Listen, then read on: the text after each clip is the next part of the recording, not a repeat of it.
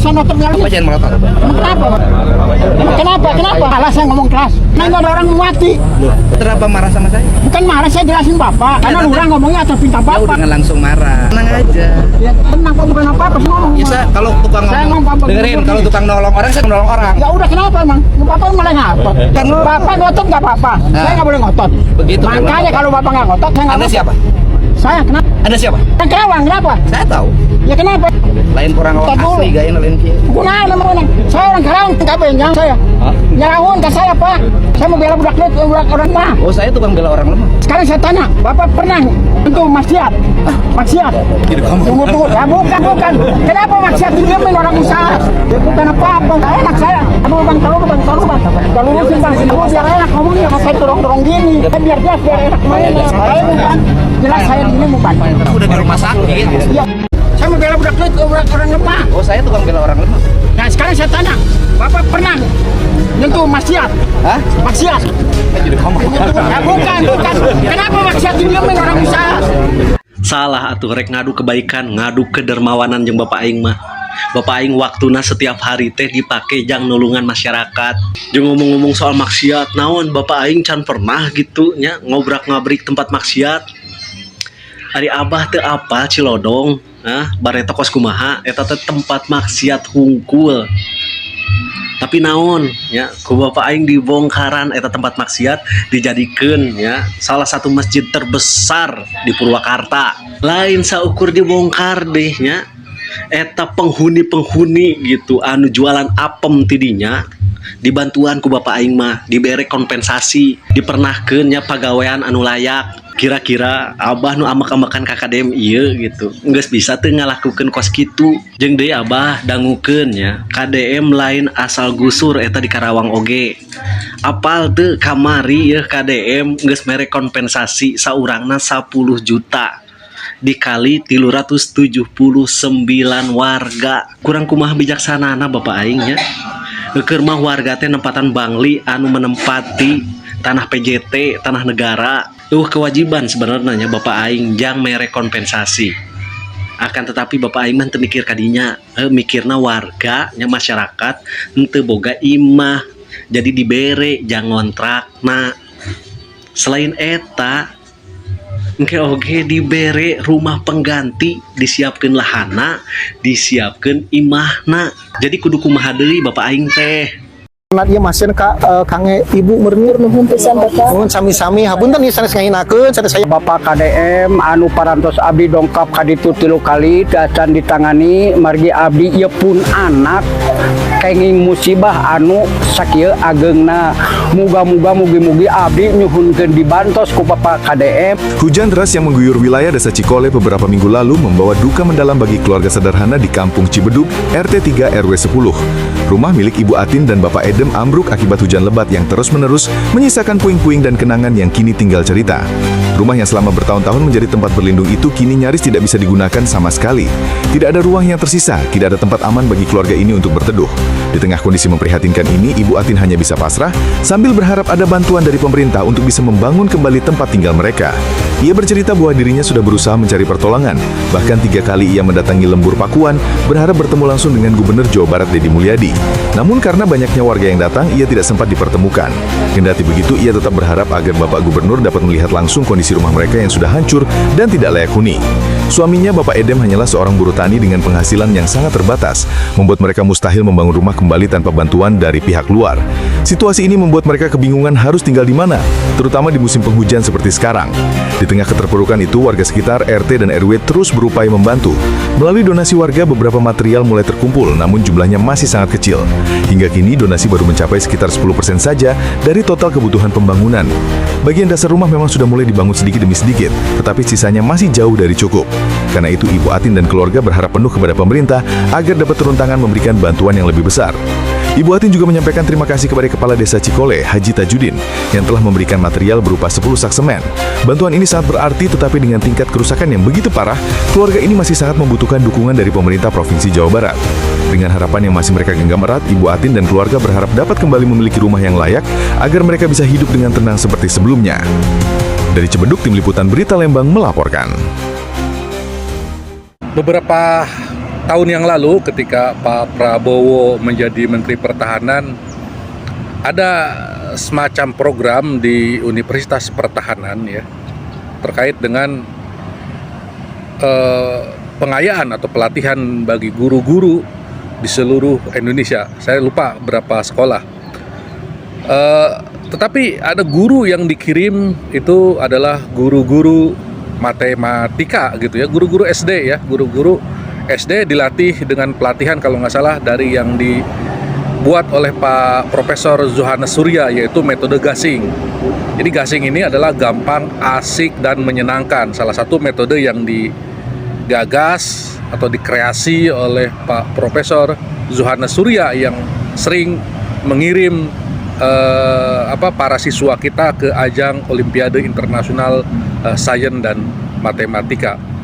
Apa pesannya para sahabat? Para sahabat, dari dulu Pak Prabowo itu menekankan pentingnya kualitas pendidikan. Kita tahu bahwa kemarin Pak Menteri Pendidikan mengumumkan bahwa nilai TKA matematika siswa di Indonesia itu lemah, dan dia tidak menyalahkan muridnya tetapi menyalahkan cara dan gurunya. Nah, para sahabat, apa yang dilakukan oleh Pak Presiden itu sudah melampaui dari apa yang dikatakan oleh Pak Menteri Pendidikan. Menteri Pendidikan lihat hasil dan Pak Prabowo melihat ke depan begitu ya.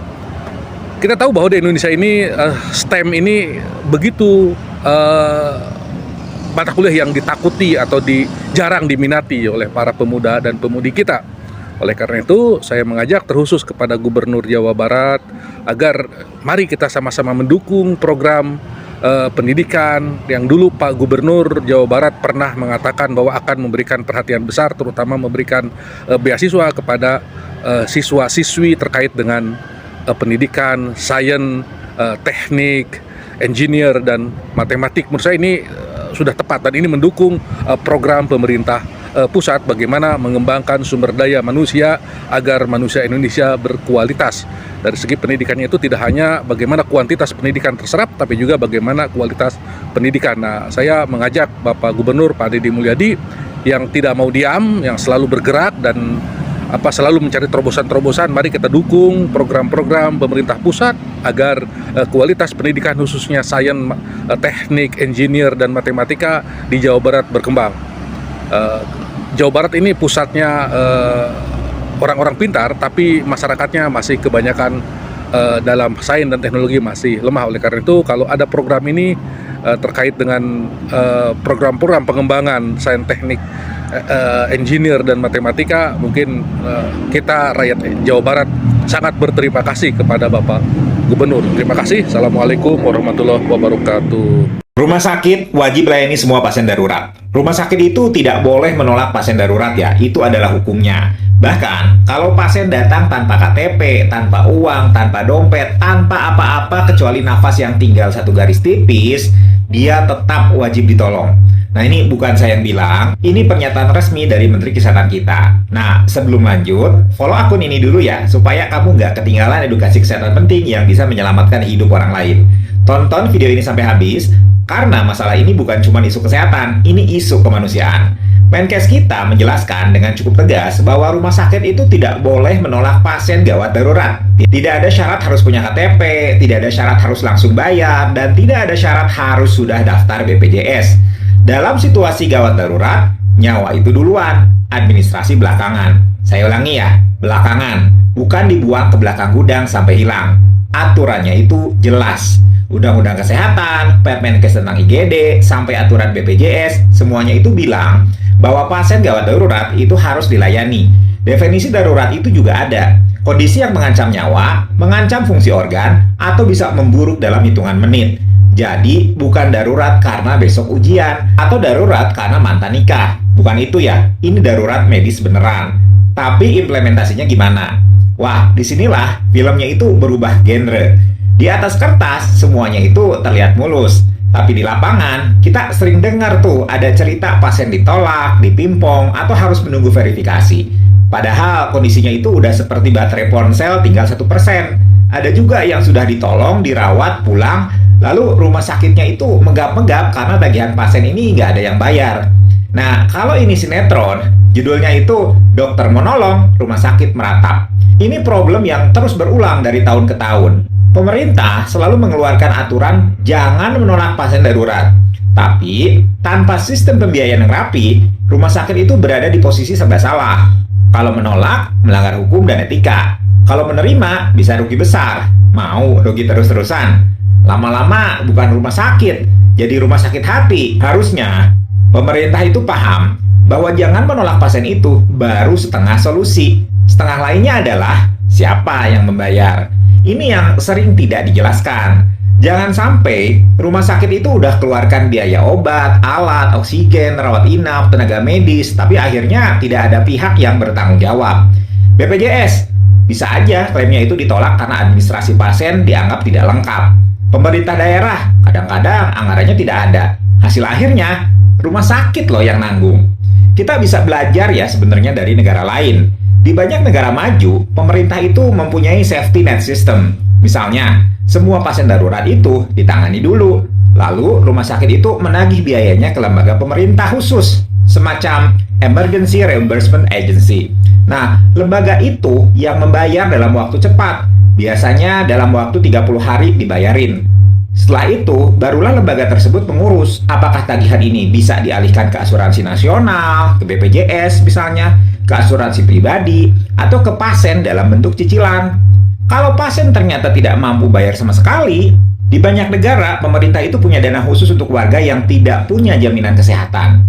Rumah sakit tidak boleh rugi, pasien tidak boleh ditolak. Ini adalah prinsip di banyak negara. Pemerintah menanggung terlebih dahulu. Kalau pasien mampu bayar tapi belum bisa bayar, sistem negara lain itu akan mencatatnya sebagai public medical debt. Artinya, utang yang harus dibayarkan di kemudian hari. Pasien kemudian diberi pilihan, apakah mau mencicil lewat sistem resmi negara. Rumah sakit tidak ada urusannya jadi debt collector. Tugas rumah sakit itu merawat, bukan ngejar-ngejar pasien sambil bawa kwitansi. Indonesia sebenarnya bisa loh membuat sistem seperti itu. Bayangkan ya, kalau misalnya ada lembaga khusus di bawah Kemenkes yang tugasnya itu satu, menerima tagihan pasien darurat yang tidak mampu, membayar rumah sakit dalam waktu 30 hari, lalu mengurus kelanjutannya. Lembaga itu nagih ke BPJS, apakah bisa ditanggung BPJS? Kalau nggak bisa, tagih ke pemerintah daerah, apakah bisa? Kalau nggak bisa, ya diambil dari dana talangan yang disediakan oleh pemerintah. Jangan malah ini urusan diserahkan lagi ke rumah sakit. Kemenkes yang menanggung, rumah sakit aman, pasien selamat, sistemnya jalan. Nah, ini akan membuat fasilitas kesehatan itu bisa fokus pada pelayanan, bukan pada memikirkan apakah mereka akan rugi besar setelah menolong orang. Dengan model seperti ini, setiap rumah sakit akan lebih tenang menerima pasien darurat. Mereka tidak akan khawatir, wah, kalau ini ditanggung siapa? Mereka tinggal fokus menyelamatkan nyawa. Dan pasien, tidak peduli dia punya uang atau tidak, punya KTP atau tidak, tetap mendapatkan hak dasarnya sebagai manusia. Hak untuk diselamatkan. Kalau kita mau sistem kesehatan yang adil, solusinya itu bukan melarang rumah sakit menolak pasien ya. Kita harus memastikan bahwa pemerintah itu menyediakan alur pembayaran yang jelas untuk pasien darurat yang tidak mampu. Supaya tidak ada lagi cerita pasien ditahan karena biaya, atau rumah sakit itu bangkrut karena terlalu banyak menolong orang tanpa ada jaminan. Harapan saya sih sederhana. Negara itu hadir bukan hanya dalam bentuk aturan, tapi juga dalam bentuk sistem yang masuk akal. Sistem yang tidak menyusahkan pasien, tidak merugikan rumah sakit, dan tidak membuat tenaga kesehatan serba salah. Kita perlu keberanian politik untuk memperbaiki akar permasalahannya, bukan hanya menutup gejala di permukaan. Dan kalau sistemnya itu udah jalan, pasien pun akan merasa aman, rumah sakit merasa dihargai, dokter dan perawat pun bisa bekerja tanpa takut rumah sakitnya merugi. Nah itu baru namanya negara hadir untuk rakyatnya, dari nafas pertama sampai nafas terakhir. Hidup itu memang penuh resiko, tapi sistem kesehatan seharusnya tidak ikut menambah resiko. Semoga suatu hari nanti Indonesia itu bisa punya mekanisme pembiayaan darurat yang sekuat negara-negara maju. Karena menyelamatkan nyawa itu tidak boleh jadi permainan angka.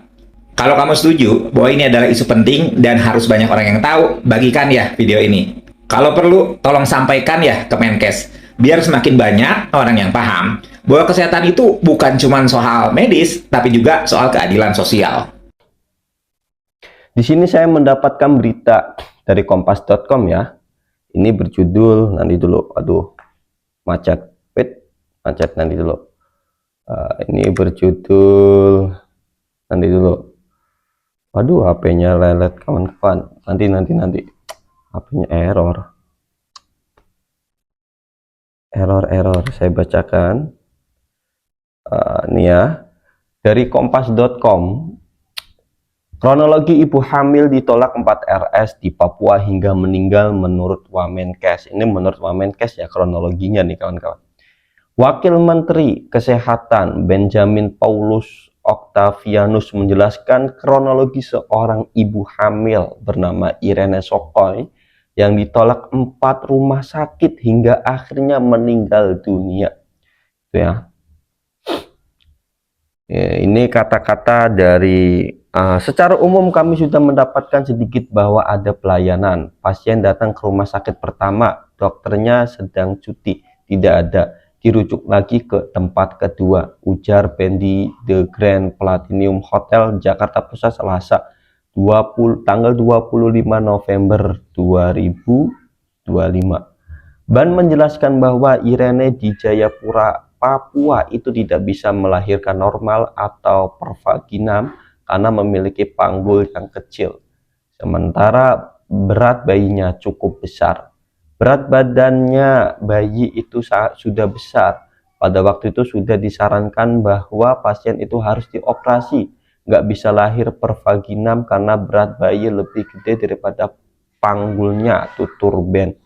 Berdasarkan hasil pengecekan itu, Irene berpindah lagi ke rumah sakit lain yang memiliki alat penanganan medis memadai. Nah, ini ya kronologinya kawan-kawan.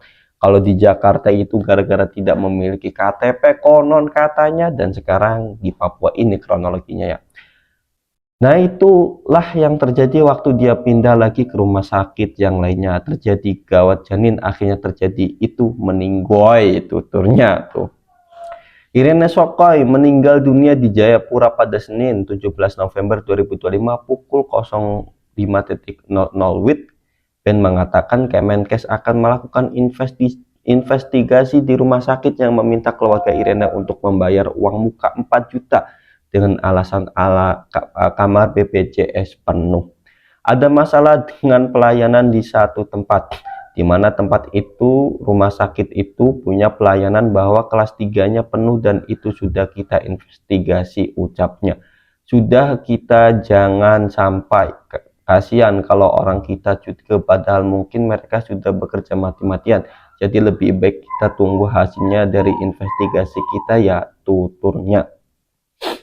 Kronologi. Menurut Kepala Kampung Irene Sokoy meninggal pada Senin 17 November pukul 05.00 WIB setelah melalui perjalanan panjang dan melelahkan dari RSUD Yowari, RS Dian Harapan, RSUD Abipura hingga RS Bayangkara tanpa mendapatkan penanganan memadai. Kepala Kampung Hobong Abraham KB yang juga mertua almarhum menceritakan bahwa Irene mulai merasakan kontraksi pada Minggu siang 16 November. Keluarga membawanya menggunakan speedboat menuju RSUD Yowari. Namun kondisi Irene yang memburuk tidak segera ditangani karena dokter tidak ada di tempat dan pembuatan surat rujukan pun sangat lambat. Pelayanan sangat lambat, hampir jam 12 malam surat belum dibuat, ujar Abraham. Terus di sini keluarga kemudian membawa Irene ke RS Dian Harapan dan RSUD AB Pura, namun kembali tidak mendapatkan layanan. Perjalanan dilanjutkan ke RS Bayangkara, tempat keluarga diminta membayar uang muka 4 juta karena kamar BPJS penuh. Ada 4 rumah sakit yang menolak Irene, yaitu Rumah Sakit Umum Daerah Yowari, RSUD AB Pura, RS Bayangkara, dan RS Dian Harapan. Prabowo perintahkan audit rumah sakitnya. Nah, Presiden Prabowo Subianto memerintahkan rumah-rumah sakit di Papua diaudit usai insiden wanita hamil dan bayinya meninggal dunia setelah ditolak 4 rumah sakit di wilayah tersebut. Perintah ini disampaikan Prabowo kepada Mendagri Tito Karnavian ketika Tito melaporkan peristiwa itu dalam rapat terbatas di Istana Kepresidenan Jakarta pada Senin 24 November 2025. Nah, itu beritanya ya kawan-kawan. Semoga saja tidak terjadi lagi kejadian-kejadian seperti ini ya kawan-kawan. Bagaimana tanggapanmu? Jangan lupa tulis ke kolom komentar.